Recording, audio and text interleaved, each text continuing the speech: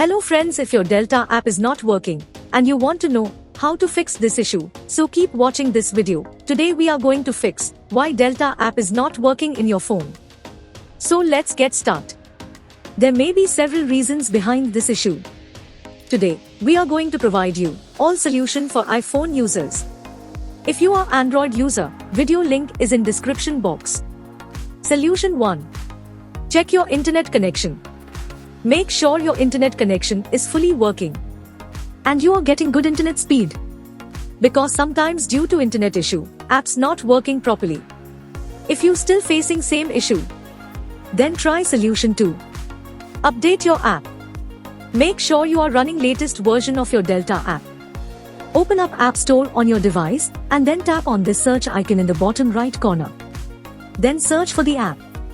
And if you see this update button right next to the app name, simply tap on it to make sure you are running the latest version of the app. If you still facing same issue, then try solution 3. Then you need to clear app cache. For this, go to your device settings and then scroll down to find General and tap on it.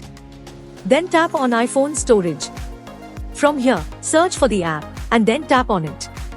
Once you are on this screen, you need to tap on Offload app. Tap again to confirm. It'll take a bit for processing, and then a reinstall button will show up. Simply tap on it to reinstall the app.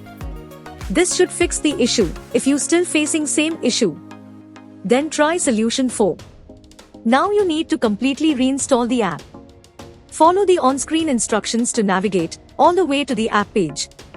Once you're on this screen, tap on Delete app to uninstall the app from your device. Once uninstalled, open up App Store and then search for the app here.